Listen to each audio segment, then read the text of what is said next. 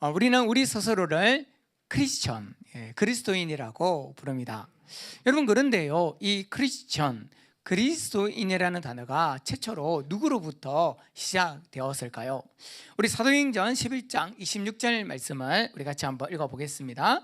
만남에 안디옥에 데리고 와서 둘이 교회에 1년간 모여 있어 큰 무리를 가르쳤고, 제자들이 안디옥에서 비로소 그리스도인이라 일컬음을 받게 되었더라. 사도행전 11장 26절에서 이 성경에서 최초로 그리스도인이라는 단어가 등장합니다.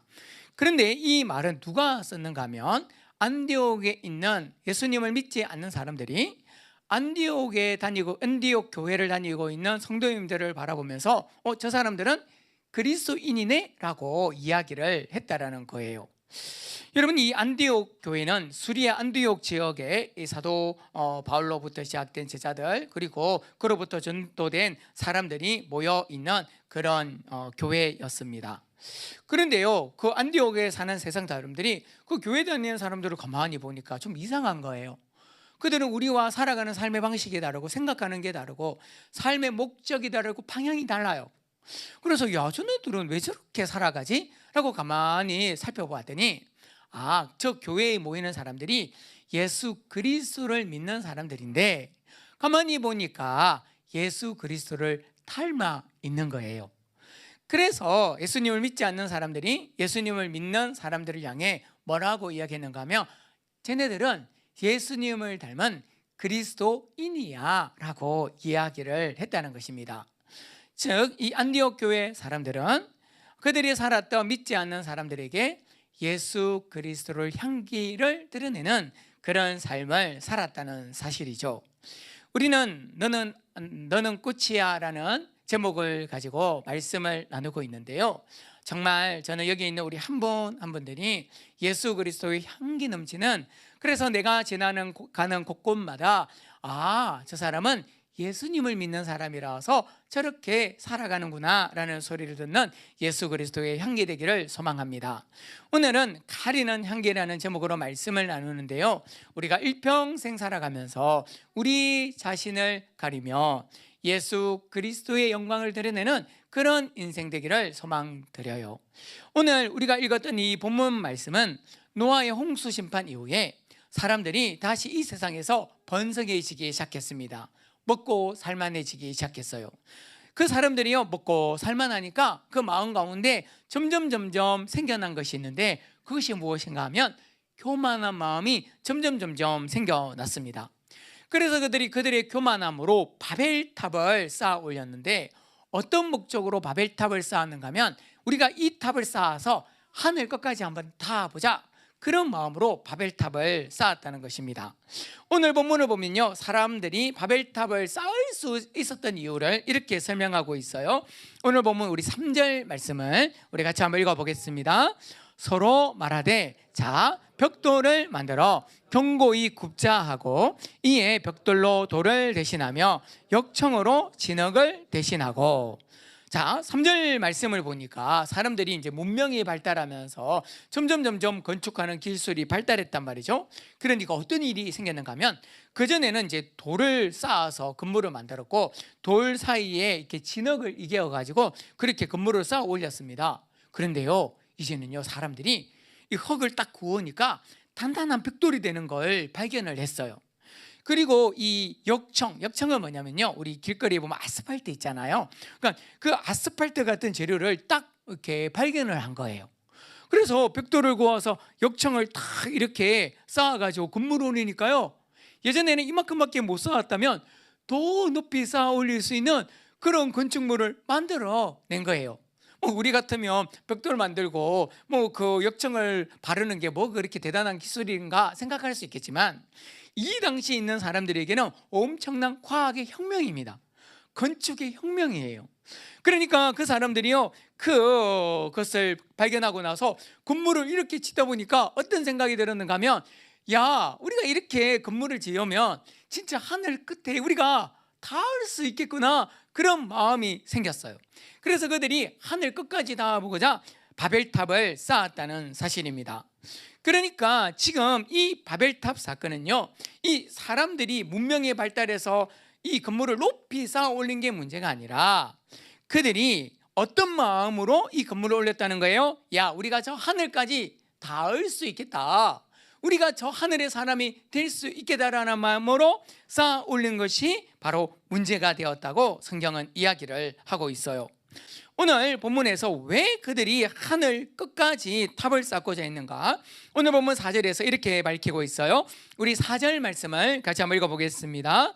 또 말하되 자, 성읍과 탑을 건설하여 그 탑 꼭대기를 하늘에 닿게 하여 우리 이름을 내고 온 지면에 흩어짐을 면하자 하였더라.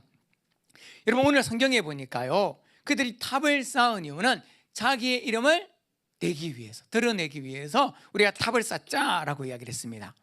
그런데 여기에서 우리의 이름을 낸다라는 이 단어를 히브리어로 보면 이 직역을 하면 이런 것입니다. 이름을 새긴다라는 뜻입니다. 여러분, 유대인의 이 학자였던 필로라는 분이 계셔요. 이분이 이제 어떤 이야기를 하는가 하면, 이 당시에 이제 사람들이 벽돌을 구울 때 어떻게 했는가 하면, 벽돌을 만들고 굽기 전에 그곳에요 자기의 이름을 탁 새겼대요. 그리고 구웠대요. 그리고 그 벽돌 하나하나마다 사람들이 이름이 새겨진 그 벽돌로 바벨 탑을 이렇게 쌓아 올렸다라는 겁니다. 그 이유가 무엇인가 하면, 이제 후대의 사람들이 이 건물을 보았을 때 무엇을 보여주기 위해서요? 내가 이 건물을 지었어, 내 이름을 드러내기 위해, 나를 자랑하기 위해 그렇게 벽돌마다 이름을 적어서 그 바벨탑을 쌓아 올렸다라는 사실입니다. 여러분, 오늘 성경은 이것이 문제라고 지적하고 있어요. 여러분, 한번 보세요. 사람들이요 벽돌을 굽는 기술을 발견한 것도, 어쩌면 역청을 발견해낸 것도 사실은요 하나님의 은혜입니다.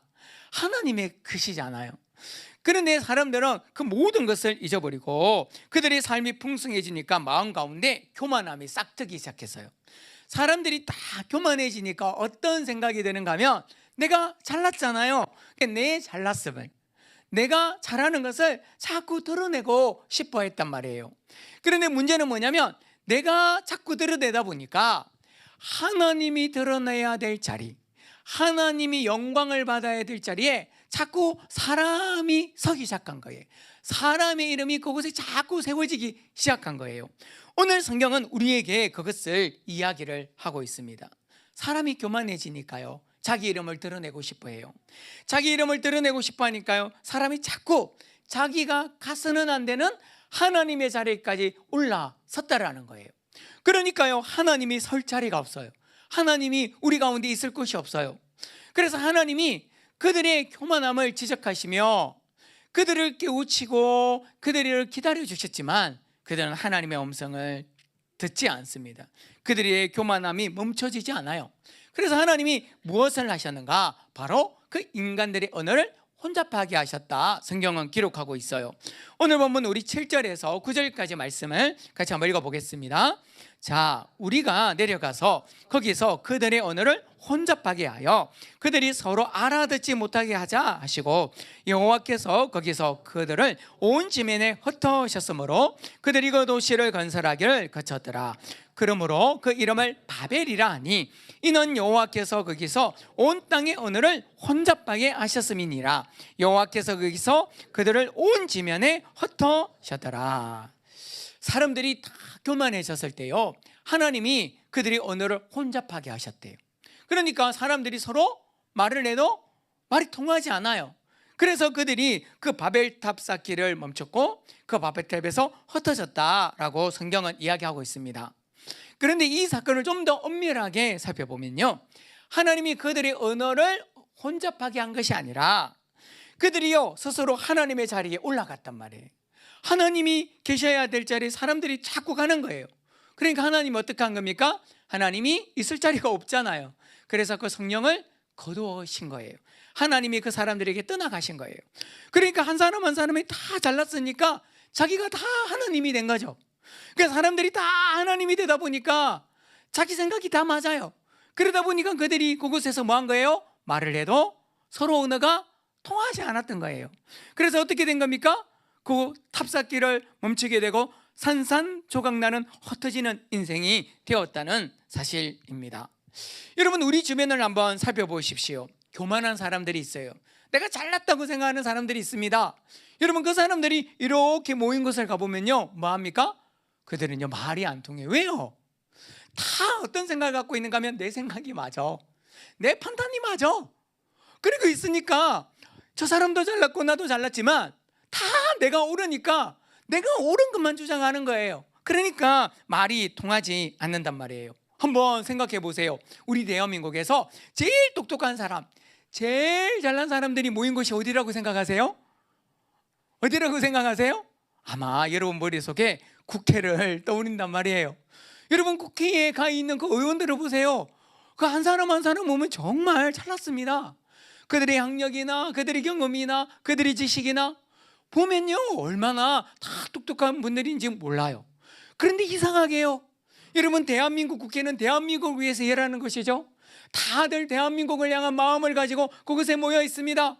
그런데 그곳에 모인 사람들이 모여가지고 맨날 뭐예요? 싸우고 지시고 볶고 고성에다가, 그죠? 서로 삿대질하고 있는 모습을 보게 된단 말이에요. 여러분 보세요. 여당 의원이든 야당 의원이든 그들이요, 다 나라를 위해서 말을 하는데, 이 나라를, 국민들을 생각해서 말을 하는데, 그들은요 도대체 서로 똑같은 한국말을 쓰는데 말이 통하지 않아요. 그러니까 맨날 그곳에서 싸우고 있단 말이죠. 그런데요, 그게 정치인들만의 문제인가? 그렇지가 않습니다. 우리 형제지간에서도요, 너무 잘난 우리 형제지간들이 있으면요, 맨날 지지고 볶고 싸우는 걸 볼 수 있죠. 여러분, 친구 사이에서도 마찬가지고요, 여러분이 일하는 일터에서도 마찬가지일 거예요. 심지어는 교회 안에서도요, 같은 하나님을 믿고 같은 신앙생활을 하고 같은 성경을 읽는데 잘난 사람들이 모여 있다 보니까요, 왜 그렇게 싸우고 말이 안 통하는지 모르겠어요. 여러분, 마벨담을 쌓았던 사람들이요, 다들 자기가 잘났다고 생각하니까 스스로 교만해져 버렸습니다. 스스로 하나님 자리에 앉아 버렸단 말이죠. 그러니까 하나님이 그 자리를 샥 떠나가셨어요. 그러니까 자기들이 다 하나님이 되어 버리니까 그들이 언어가 통하지 않아서 결국은 산산조각 나는 흩어지는 인생이 되었다는 거예요. 오늘 성경에 보면 하나님이 흩으셨다라는 이 흩으셨다라는 단어가 부처라는 히브리어입니다. 그런데 이 부처라는 단어의 원래 의미가 뭐냐면, 여러분 유리병 아시죠? 유리병을요, 바위 같은 데 탁 던지면 어떻게 됩니까? 착 하고 산산조각 나잖아요. 막 흩어져 버리잖아요. 그것이 부처의 의미입니다. 하나님이 그들의 인생을 산산조각 내어 버렸다는 사실입니다. 여러분, 우리가 이 성경을 보면요, 이스라엘의 초대 왕이었던 사울을 잘 알고 있을 거예요. 여러분, 사울은요, 하나님의 은혜로 이스라엘의 초대의 왕이 되었어요. 이스라엘 백성들이 하나님께 기도합니다. 하나님, 우리에게 왕을 주십시오. 그 기도를 들어서 하나님이 이스라엘의 최초로 왕을 세우셨는데, 어떻게 세우셨는가 하면, 이제 이스라엘의 12지파가 있잖아요. 12지파를 모아서 제비뽑기를 했습니다. 그래서 제비 뽑았는데 누가 당첨이 됐는가 하면 베냐민 지파가 딱 당첨이 됐어요. 또 베냐민 지파에 있는 여러 가정들을 딱 그 안에 놓고 또 제비를 뽑았어요. 그랬더니 누구의 집이 당첨이 됐는가? 기스의 집이 당첨됐어요. 그리고 그 기스 집 아들 중에서도 딱 제비를 뽑았는데 누가 됐는가 하면 사울이 당첨이 됐단 말이에요. 여러분, 우리는요, 지금 제비뽑기 그러면 행운의 상징이지만 이 시대의 이 이스라엘에게 있어서 제비뽑기는요, 하나님의 섭리, 하나님의 은혜를 상징하는 방식이었어요. 그러니까 이 사울이 이스라엘의 초대 왕으로 딱 뽑혔던 건 전적인 하나님의 은혜 가운데 그가 왕으로 세워졌단 말이에요. 여러분, 이 사울도요, 처음에는 그 사실을 알았습니다. 내가 하나님의 은혜로 이곳에 이 이스라엘의 왕으로 뽑혔다는 걸 알았단 말이에요. 그래서 그가 뭐라고 대답을 했는가? 그에게 기름을 부으려고 했던 사무엘에게 이렇게 이야기를 합니다. 사무엘상 9장 21절 말씀 우리 같이 한번 읽어보겠습니다. 사울이 대답하여 이르되 나는 이스라엘 지파의 가장 작은 지파 베냐민 사람이 아니니까 또 나의 가족은 베냐민 지파 모든 가족 중에 가장 미약하지 아니하나이까 당신들이 어찌하여 내게 이같이 말씀하시나이까 하니. 여러분, 사울의 고백이 이런 겁니다. 저는요 12지파 중에 가장 작은 베냐민 지파입니다. 베냐민 지파 중에서 우리 집은 가장 작은 집안입니다. 그 중에서 나는 가장 작은 사람입니다. 그런데 어떻게 내가 왕이 될 수 있겠습니까? 나는 부족합니다 라고 고백했단 말이에요. 여러분, 이렇게 사울은 자기 자신을 향해 정말 작다고 고백했던 순수한 그런 겸손한 청년이었죠. 그런데 여러분, 사울의 실제의 모습은 그런 모습이 아니었습니다. 사무엘상 9장 2절에 보면요, 사울은 참 훌륭한 이 조건들이 많았단 말이에요. 여러분, 사무엘상 9장 2절 말씀을 우리 한번 주보로 보고 읽어보겠습니다. 기스에게 아들이 있으니 그의 이름은 사울이요 준수한 소년이라. 이스라엘 자손 중에 그보다 더 준수한 자가 없고 그는 모든 백성보다 어깨 위만큼 더 같더라.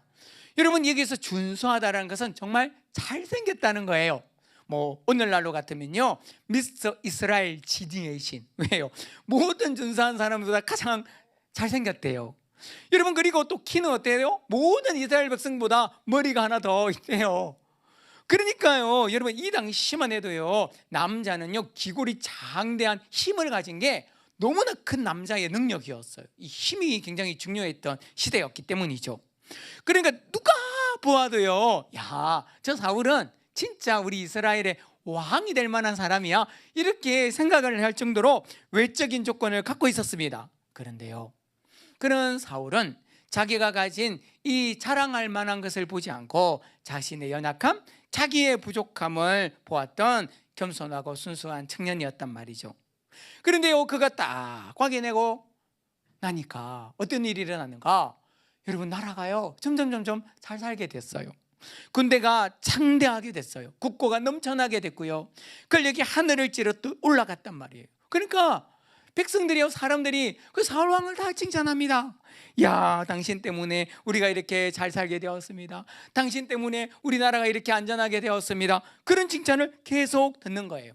그러다 보니까 어느 날 이 사울의 마음 가운데 어떤 생각이 드는가? 야, 내가 좀 잘났긴 잘났나 보다. 야, 그래, 내가 이렇게 나라를 위해서 힘쓰고 애쓰고 정치를 하다 보니까 우리나라가 이렇게 잘 살게 된 거지. 우리가 이렇게 군대가 강하게 된 거지. 그래, 내가 뭐 사람들에게 이런 칭찬은 뭐 받을 만하지, 이렇게 생각한 거예요. 그러는 어느 날 사울이 어떤 행동을 했는가? 사무엘상 15장 12절 말씀 같이 한번 읽어보겠습니다. 사무엘이 사울을 만나려고 아침에 일찍 일어났더니 어떤 사람이 사무엘에게 말하여 이르되 사울이 갈멜에 이르러 자기를 위하여 기념비를 세우고 발길을 돌려 길갈로 내려갔다 하는지라.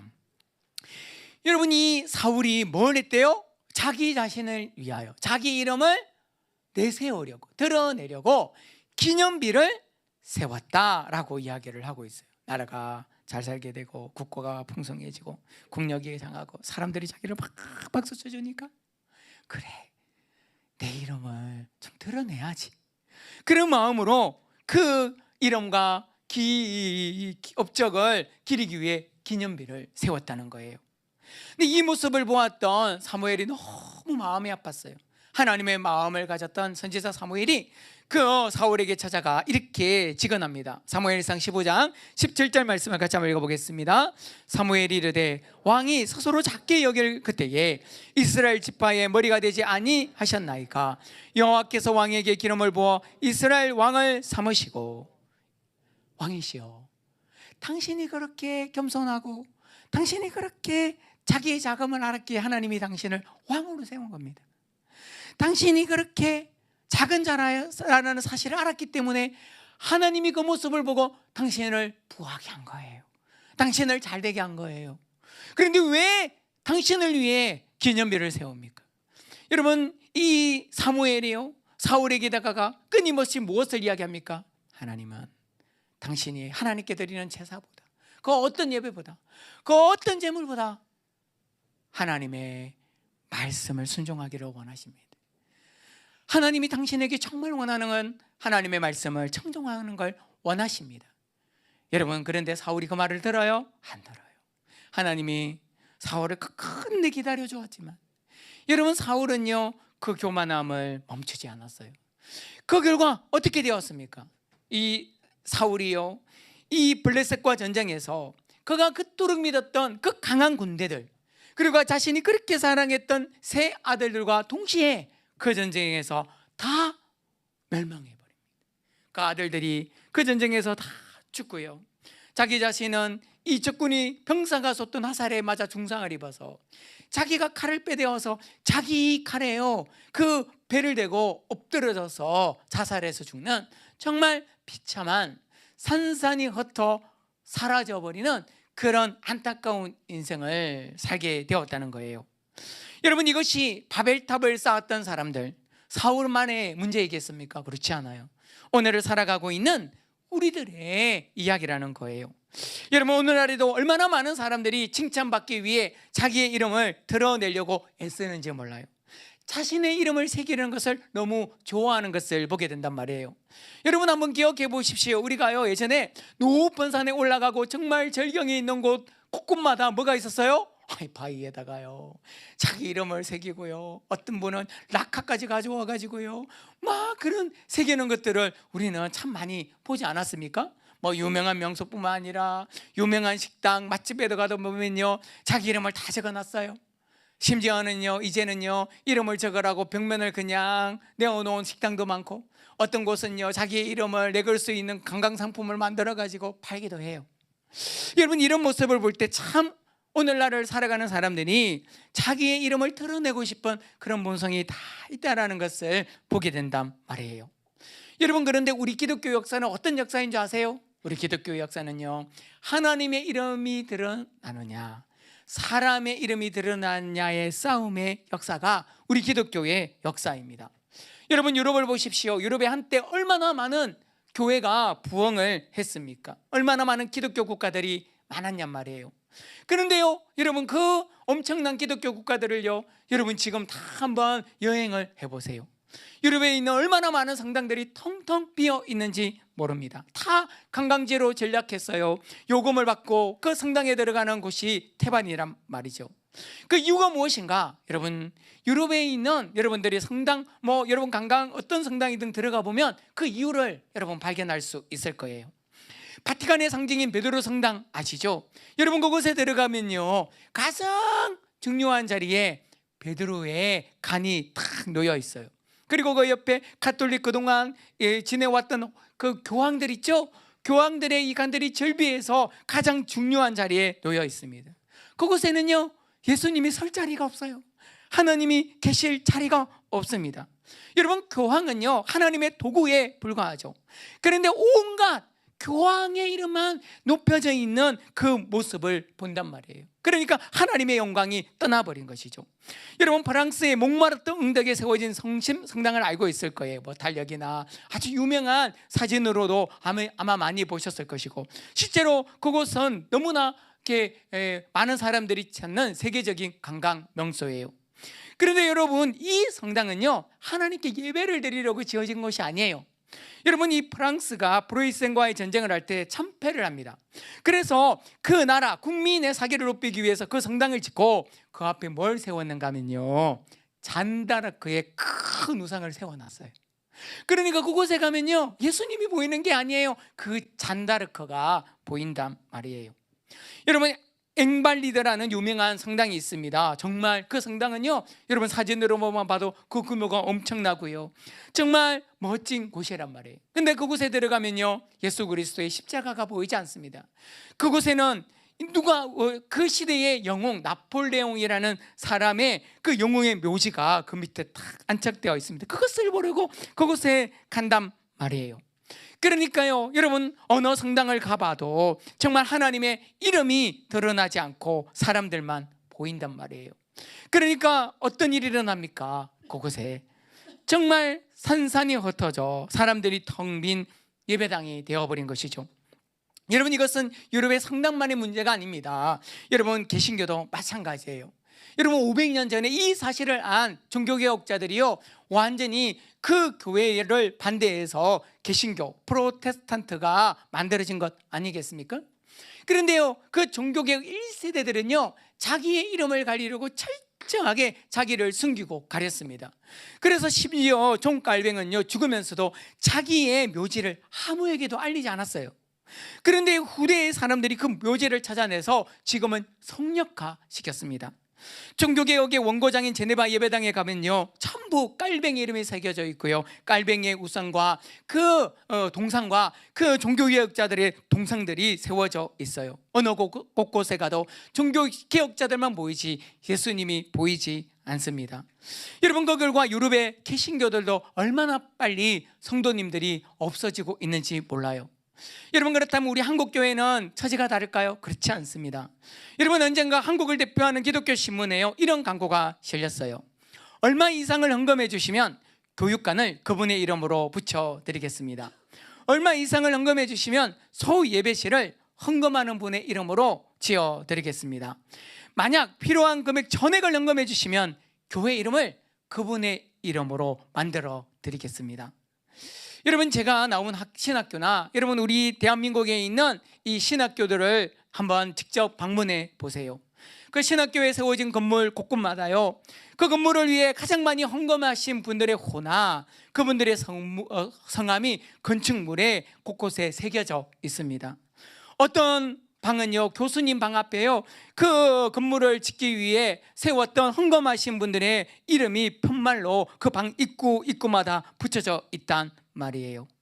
여러분, 한국교회 정말 하나님의 영광을 드러내야 될 목사님을 배출할 신학교에서 그런 곳곳을 바라보며 그 신학을 하고 목사님이 된 분들이 과연 세상 가운데 어떤 목회를 할 수 있겠냐 말이에요.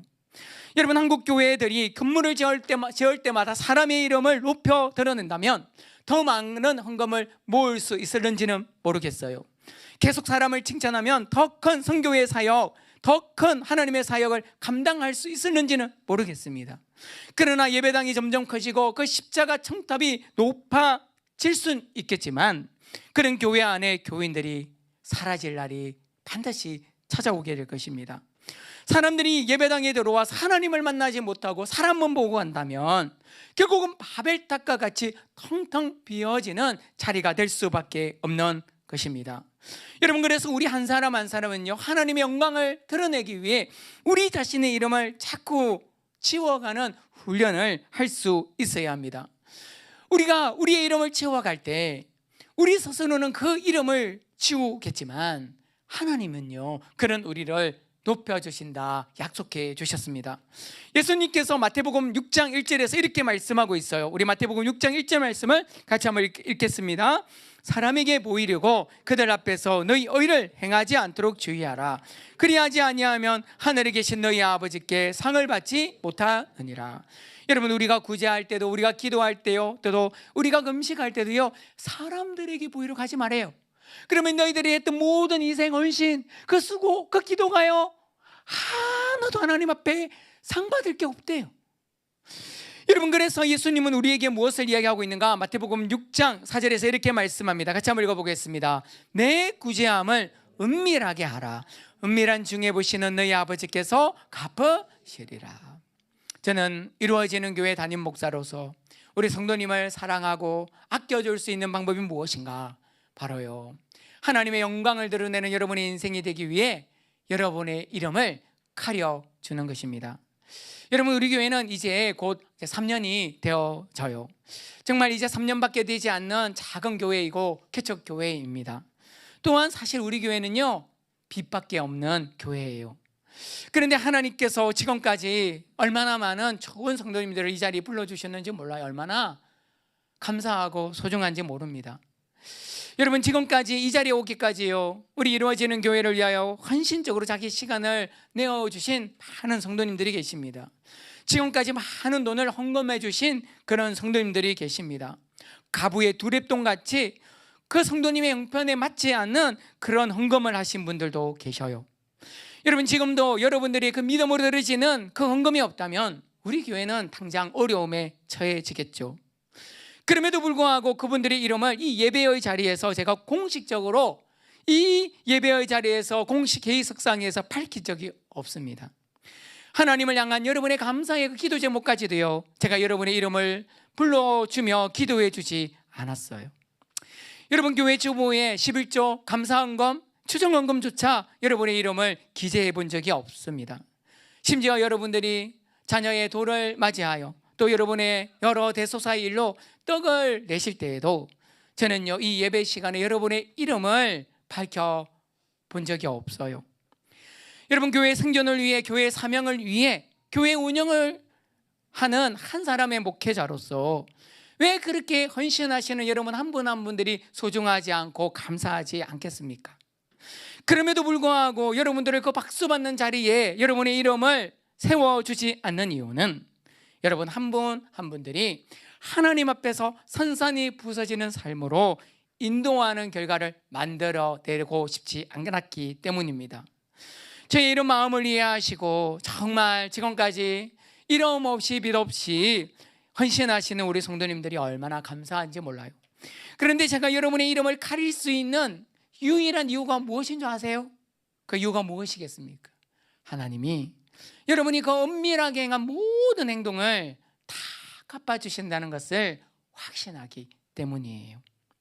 여러분, 함철훈이라는 이 사진 작가가 계십니다. 크리스찬 사진 작가예요. 이분이 사진전에서 이런 내용의 글을 쓰며 사진들을 이렇게 이제 사진을 보여주고 이렇게 코멘트를 하고 있단 말이에요. 그 코멘트가 뭔가 하면 이렇게 되어 있습니다. 배경을 날려라. 배경을 날려라. 여러분, 이게 무슨 뜻인가? 여러분, 카메라에 그 사진을 담는 사진 작가들은요, 제일 그분들이 보는 게 무엇인가 하면 인물 관리가 아니라 배경 관리라고 합니다. 예를 들어서요, 빨간 옷을 입은 모델이 있어요. 그러면 그 빨간 옷을 입은 이 모델이요, 빨간 장미가 있는 곳에서 사진을 찍었다. 여러분, 그러면 그 느낌이 어떠하겠어요? 그 배경 때문에 그 모델이 두드러질 수 없다라는 거예요. 그러니까 이 프로 작가들은 항상 사진을 찍을 때 이 인물이 정말 돋보이도록 그 배경에 관심을 많이 가진다고 해요. 그래서 그 인물이 두드러지기 위해서는 과감하게 그 배경을 다 날려버린다는 거예요. 그래서 이런 설명과 함께 한 장의 사진이 실려 있습니다. 전쟁으로 폐허가 된 곳이에요. 막 이 건물이요, 벽돌이 다 무너져 있습니다. 그곳이 다 지저분해요. 그리고 그곳에서 어린 여자 소녀가 이게 서서 사진을 찍었는데, 그가 입었던 옷은요, 아빠가 입다가 버린 그런 아주 허름한 와이셔츠를 입고 그 사진을 찍었습니다. 그런데요, 그 사진 속에 무엇이 그렇게 돋보이는가 하면요, 이 아이의 그 반짝반짝 빛나는 눈방울, 그 아름다운 눈이요, 반짝반짝 빛나고 있어요. 그 아이의 까무잡잡한 얼굴이 얼마나 예뻐 보이는지 몰라요. 여러분, 이분이 이 사진을 통해 무엇을 이야기하고 있어요? 여러분, 그 아이의 아름다운 눈빛, 그 아름다운 표정을 정말 그 사진에 담기 위해 다른 모든 것들을 날려버렸다는 거예요. 여러분, 사도 바울을 보십시오. 일평생 그는요, 그 자신을 가렸습니다. 그의 학벌도, 그의 문벌도, 그의 자신의 근력도, 그 모든 것을 배설물로 여겼어요. 여러분, 심지어 사도 바울은요, 그가 하나님을 위해 했던 그 영적인 모든 행위까지도 다 가렸습니다. 여러분, 사도 바울이 얼마나 많은 영적인 일들을 일으켰습니까? 그가요, 얼마나 많은 명자들을 고쳤습니까? 심지어는 자기가 쓰던 수건까지도 다른 사람에게 딱 주니까 그 수건으로 말미암아 한 사람의 병이 고쳐져요. 죽었던 사람도 그가 간절히 기도하니까요, 살아나는 역사가 있었어요. 그가 세계 곳곳을 달아내면서 얼마나 많은 교회를 세웠습니까? 여러분, 그런데요, 성경을 한번 보세요. 여러분, 우리가 가지고 있는 신약 성경의 절반 이상을 사도 바울이 썼는데, 그가 썼던 서신서를 보면요, 그가 다른 사람의 병을 고쳤다는 것, 다른 죽은 사람을 살렸다는 것 하나도 기록하고 있지 않습니다. 하나도 자랑하고 있지 않아요. 그가 오직 그의 서신서에서 자랑했던 것은요, 자신의 약함을 자랑했어요. 나의 연약함을 자랑해서. 이유가 무엇입니까? 예수 그리스도의 이름을 드러내기 위해서 자신의 약함만을 자랑했다는 사실이에요. 여러분, 우리가 그분의 병을 고치고 그분이 교회를 세우고 그분이 그 엄청난 기적을 행했다는 걸 어떻게 알 수 있는가? 그분이 쓴 책이 아니라요, 여러분, 누가가 썼던 사도행전을 통해 우리는 이 사도 바울의 역사를 우리는 발견하게 되었단 말이에요. 여러분, 무엇을 의미합니까? 사도 바울은 철저하게 자기 자신을 가렸습니다. 그런데 그런 사도 바울을 통해 높임을 받았던 하나님께서 그 사도 바울의 인생을 높여주셨단 말이에요. 그래서 우리가 지금 알고 있는 이 사도 바울은 정말 믿음의 생활을 하는 우리들에게 믿음의 표상이에요. 정말 우리가 닮아가야 될 한 믿음의 사람으로 우리 마음속에 그분은 살아가고 있단 말이에요. 여러분, 오늘 우리가 예수 그리스도의 꽃으로서 우리가 왜 가리는 향기가 되어야 되겠습니까? 나 자신을 가려야 나를 통해 예수 그리스도가 드러내는 예수 그리스도의 향기로 살아가는 인생이 되어지기 때문입니다. 오늘 이 하나님의 말씀을 가지고 우리 모두가 예수 그리스도의 꽃으로서 우리가 살아가는 곳곳마다 내 이름을 가리고 내 업적을 가리고 내 자신의 잘난 것을 가리고 오직 예수 그리스도의 향기를 드러내는 아름다운 인생이 될 때 하나님께서 반드시 여러분의 인생 가운데 그 모든 여러분들의 수고와 헌신을 갚아주시고 여러분의 이름을 높여주셔서 정말 이 세상 가운데 하늘에, 이 어두운 하늘의 별이 되는, 이 세상 가운데 독수리 날개쳐 올라가는 그런 아름답고 멋진 인생, 세계 만방 가운데 많은 생명을 살리는 그런 인생으로 살아가리라 확신합니다.